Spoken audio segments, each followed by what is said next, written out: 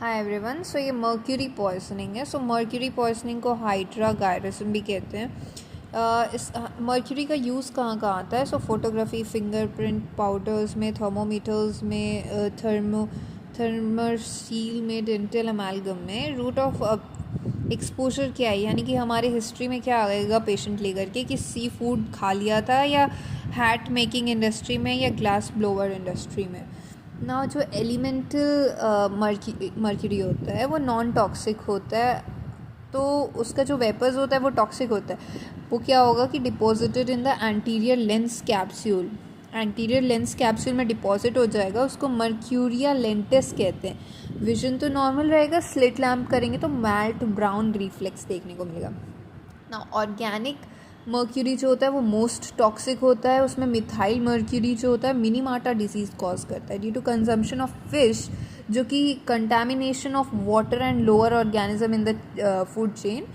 Bye mercury. तो mercury से contaminated fish को खाने से मिनीमाटा डिजीज़ होता है। उसमें सीएनएस टॉक्सिसिटी भी होगा ड्यू टू लिपिड का सॉल्युबिलिटी, क्योंकि मर्क्यूरी लिपिड में सॉल्युबल है तो ब्रेन में भी जाके सॉल्युबल हो जाएगा। एटैक्सिया, ट्रेमर्स, कन्वर्जन होगा, फिर हंटर रसल्स सिंड्रोम भी होगा। इनऑर्गेनिक का खाएंगे तो वो भी टॉक्सिक होता है, not as toxic as organic but it is toxic. Then इसमें दो तरीके का खा सकते हैं हम लोग। क्या मर्क्यूरिक सॉल्ट के फॉर्म में खा सकते हैं, सॉल्ट के फॉर्म में जैसे मर्क्यूरिक क्लोराइड खा सकते हैं, मर्क्यूरिक सल्फाइड, मर्क्यूरिक थायोसाइनाइड। इसमें एरिथिज्म हो जाता है, न्यूरोसाइकेट्रिक डिस्टर्बेंस है। अब मर्क्यूरस सॉल्ट खाएंगे तो वो रिक था, ये रस है। रस सॉल्ट खाएंगे तो मर्क्यूरी क्लोराइड जैसे कि कैलोमेल, उसमें पिंक डिजीज़ होगा। कैलोमेल यूज्ड एज लैक्सेटिव, उसको लैक्सेटिव की तरह भी यूज़ किया जाता है इसे, hyper sensitive in children.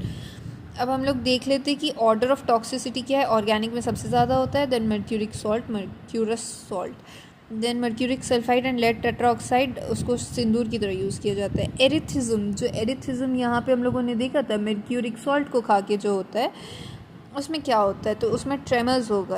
Haters shake, glass blowers shake या डैनबरीज ट्रेमर्स कहते हैं। प्रोग्रेसिव होता है, फाइन से कोर्स होने लग जाता है, इंटेंशनल हो जाता है। हैंड में वर्सनिंग ऑफ हैंड राइटिंग, फिर टंग में स्लरिंग ऑफ स्पीच, लिम्ब में एटैक्सिया, फिर बॉडी में कनकोशियो मर्क्यूलैरिस होगा। देन इमोशनल इंस्टेबिलिटी आएगा, इसको मैड हैटर सिंड्रोम कहते हैं, सडन आउटबर्स्ट ऑफ वायलेंस।